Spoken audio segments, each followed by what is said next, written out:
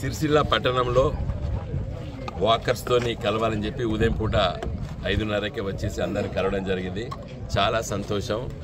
ఈరోజు ఆరోగ్యం పట్ల చాలా క్రమశిక్షణతోని యువతరము పెద్దలందరూ కూడా ఏ ఊరికి పోయినా ఎక్కడికి పోయినా పల్లెటూరులో పోయినా కూడా ఉదయం పూట వాకింగ్ చేస్తున్నారు. ఇది ఒక మంచి సూచిక, మంచి ఆలోచన.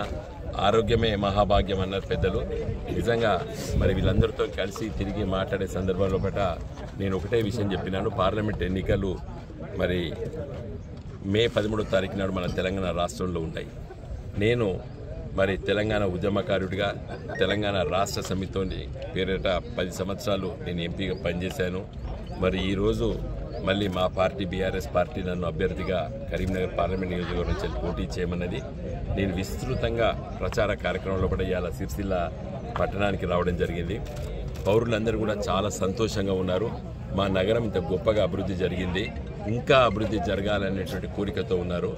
మరి సిరిసిల్ల నగరానికి ఒక రైల్వే కూడేలుగా చేయాలని చెప్పి ఆలోచనను ఆచరణ సాధ్యం చేసినటువంటి పార్లమెంట్ సభ్యుడిగా నా వంతు కర్తవ్యాన్ని నిర్వహించడం చెప్పి కూడా మా మిత్రులకు చెప్పడం జరిగింది. ఇది ఒక చిరకాల వాంఛ ఉండే కరీంనగర్ నగర ప్రజలకి, కరీంనగర్ జిల్లా పూర్వపు కరీంనగర్ జిల్లా ప్రజలకి కరీంనగర్ నుండి హైదరాబాద్కి రైల్వే లైన్ కావాలని. మరి బద్దం ఎల్లారెడ్డి గారు 1952 నుండి మొదలు పెడితే మొన్నటి దాకా అందరు ప్రయత్నం చేశారు.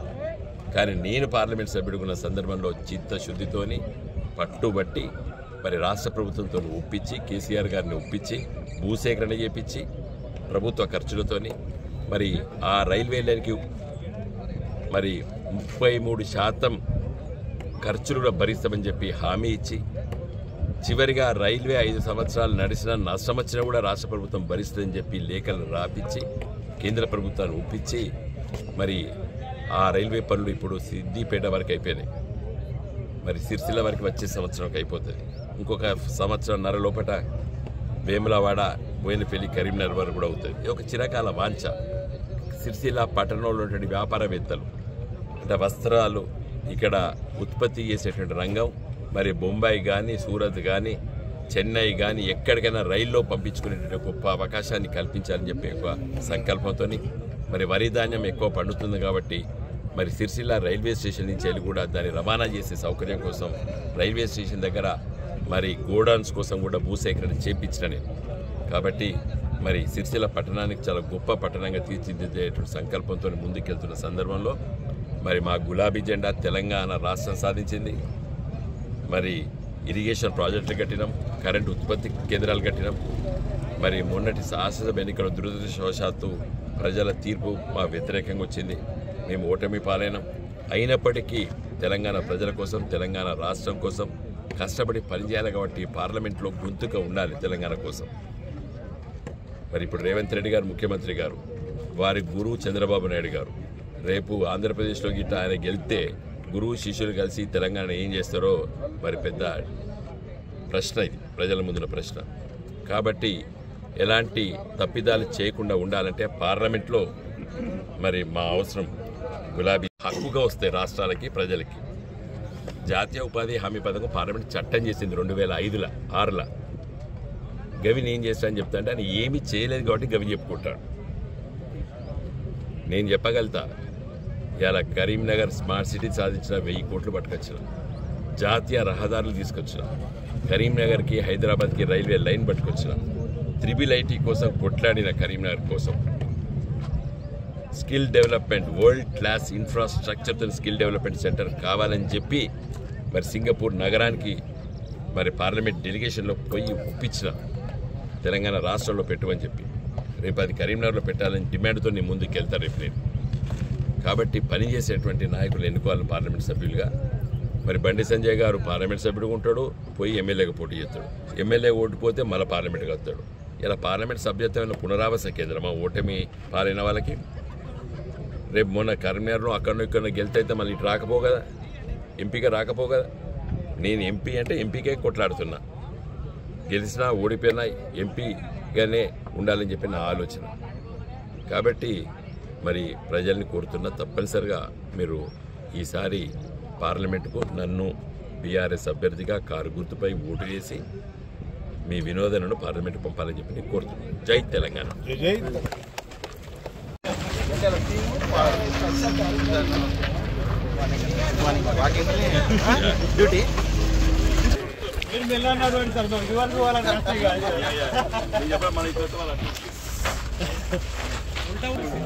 ఈసారి 5 సంవత్సరాలు నేను పార్లమెంట్ ఎంపీ ఉన్నా, మళ్ళీ సంజయ్ గారు ఉన్నారు.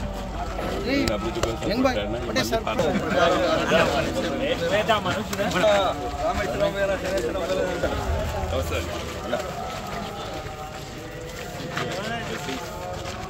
పార్లమెంట్ ఎన్నికల్లో పడ్డ మోడీ గారు 10 ఏళ్ళు ప్రధానమంత్రికి ఉన్నారు. ప్రధానమంత్రి నేను 5 ఏళ్ళు ఎంపీ ఉన్నా, 5 ఏళ్ళు బండి సంజయ్ గారు ఉన్నారు. నేను కేవలం డెవలప్మెంట్ మీద కాన్సన్ట్రేట్ చేసినాను. మన యావత్ తెలంగాణ కూడా చాలా activities including our Sircilla district formation కూడా నా పాత్ర ఉన్నది. ఏం 100%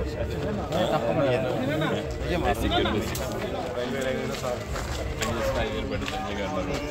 ఆ పాత్ర మీకు తెలుసు.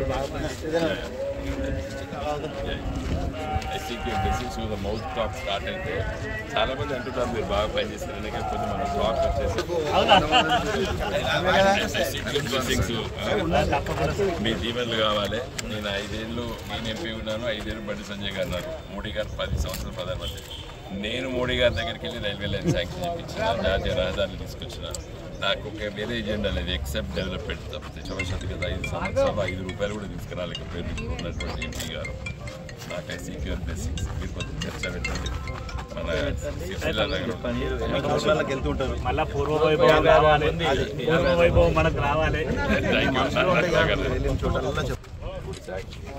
నెక్స్ట్ ఇయర్ రైలు వస్తుంది సిరిసిల్లకి.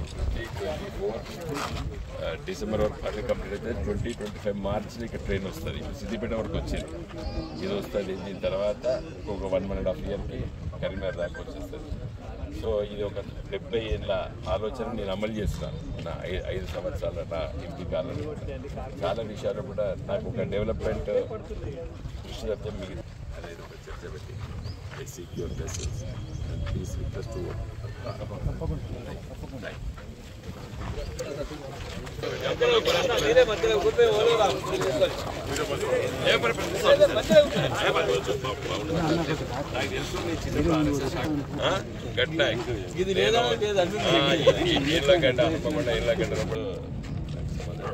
Secure blessings. ఆర్ఎస్ఎస్ వాళ్ళు కంపల్సరీ బీజేపీ కూటమి లేదు డెవలప్మెంట్ తప్పితే. కాబట్టి దయచేసి మీరందరూ కూడా జీవించాలి.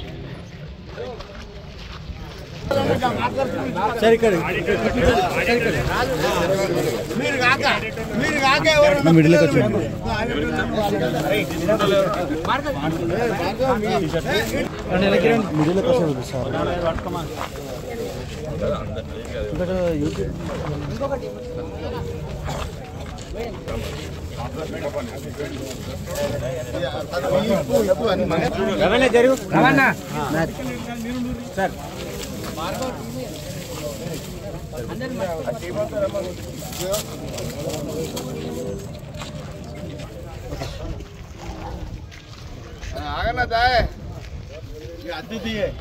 జడ్జిలు ఇంక్రీజ్ చేయించిన 24 ఉంటే 42 చేపిస్తే కేసీఆర్ గారు ఎందుకు ఇంతమంది వాళ్ళు సార్ ఇంతమంది ఉంటే ఎర్లీ డిస్పోజల్ అయితే పెద్ద పెద్ద కంపెనీస్ లిటిగేషన్ ఎక్కువ ఉండకూడదని ఒక ఫీలింగ్ రావాలని చెప్పిన.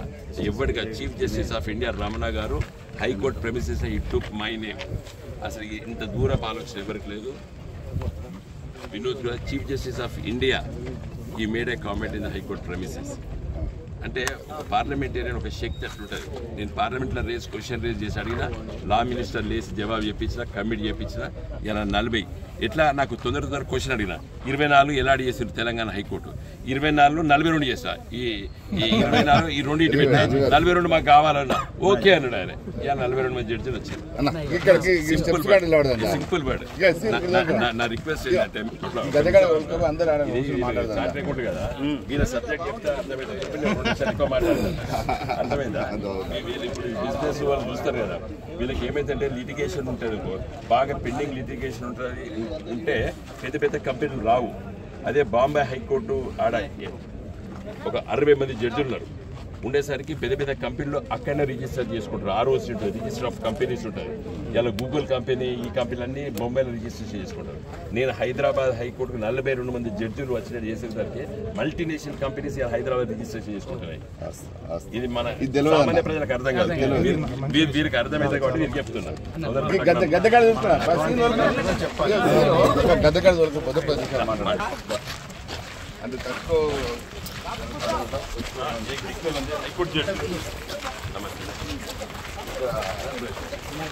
I seek your blessings, please.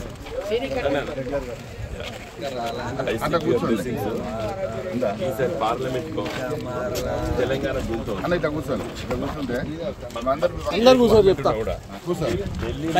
ఉన్నా కూడా పనిచేసేటువంటి బలం కావాలి మనకు. ఢిల్లీలో ఏ గవర్నమెంట్ ఉన్నా కూడా అది ఏ ప్రభుత్వం వచ్చినా కూడా అక్కడ వెళ్ళి పని చేయించుకుంటాడు ఇలా పార్లమెంట్ మెంబర్ కావాలి. నేను చెప్పేది అంటే ఇప్పుడు బీజేపీ నాయకులు చెప్తాను ఈ నీడ్ పార్లమెంటేరియన్ రోజు బండి సంజయ్ గారు గెలిచారు. ఆయన ఎమ్మెల్యే ఎందుకు పోటీ చేసాడు? పార్లమెంటేరియన్గా ఉండాలి. Why he contested for Karimnagar అంటే కరీంనగర్లో ఎమ్మెల్యే ఓడిపోతే సిరిసిల్ల ప్రజలు ఎంపీ గెలిపారు. చర్చ పెట్టాలబ్బా, మాట్లాడాలి. అట్లా కాదు, నువ్వు శాసనసభ్యుడిగా ఉన్నప్పుడు శాసనసభ్యుడిగా పోటీ చేయి, మళ్ళీ ప్రయత్నం చేసుకొని శక్తిని. నువ్వు ఏదైనా పునరావాస కేంద్రమా? ఎంపీ పదవి ఏమైనా పునరావాస కేంద్రమా? ఓడిపోయిన వాళ్ళకు పునరావాస కేంద్రమా ఎంపీ పదవి? కాదు కదా. ఎంపీ పదవి అంటాడు చిత్తశుద్ధి ఉంటే నేను ఎంపీగా ఉండే ఎంపీగా ఉండను. ఎందుకు పోటీ చేశాడు కరీంనగర్లో? మొన్న కరీంనగర్కి గెలితే అయితే ఎంపీకి రాజీనామా చేసి కదా, మరి ఆయనకెందుకు మళ్ళీ ఎంపీకి గెలిపించాలి సిరిసిల్ల ప్రజలు? చర్చ పెట్టాలి. ఇప్పుడు నేనున్నా అనుకోండి, నాకు కేసీఆర్ ఎమ్మెల్యే టికెట్ ఇవ్వకుండా పోటీ చేస్తానంటే నేను ఎంపీ అంటే ఎంపీ ఈ రాష్ట్రానికి ఈ ప్రజలకి కేంద్రం నుండి పనిచేయాలి కాబట్టి కాబట్టి నా రిక్వెస్ట్ సార్ మీలాంటి వాళ్ళు చర్చ పెట్టండి. నా రిక్వెస్ట్ మీరు చర్చ పెట్టండి. సిరిసిల్ల ఇది ఎమర్జింగ్ ఈ జిల్లా కావడంలో కూడా నా పాత్ర ఉన్నది. మన వినోదాన్ని గెలిపించాలి, ఢిల్లీలో గొంతు మన గొంతు అని చెప్పండి. మనం తెలంగాణ భవన్కి వచ్చిన ఇక్కడ ఒక ఫోటో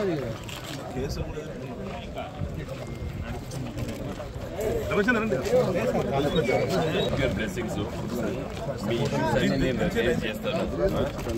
స్మృతి ఇరానీ దగ్గరికి చాలాసార్లు మీరు ఎన్టీ రామారావు గారిని తీసుకొని అప్పుడు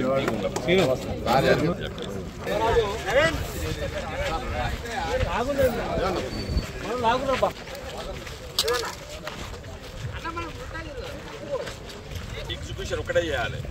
పోతే చర్చిస్తే రా వెనక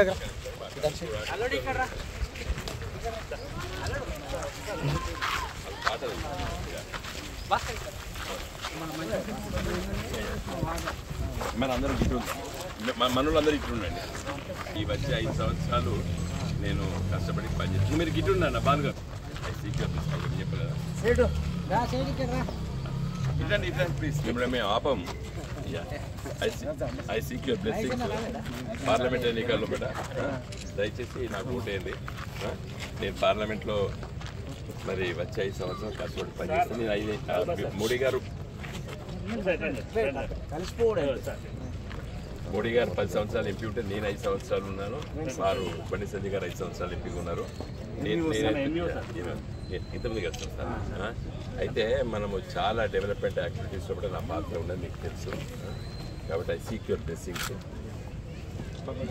తప్పనిసరిగా మీరు ఈసారి నాకు ఓటేది. చర్చ కూడా పెట్టి వినోద్ కుమార్ కొంత కష్టపడతాడు, పని చేస్తాడు పార్లమెంట్లో అని చెప్పి చర్చ పెడితే I will be more happy. నమస్తే.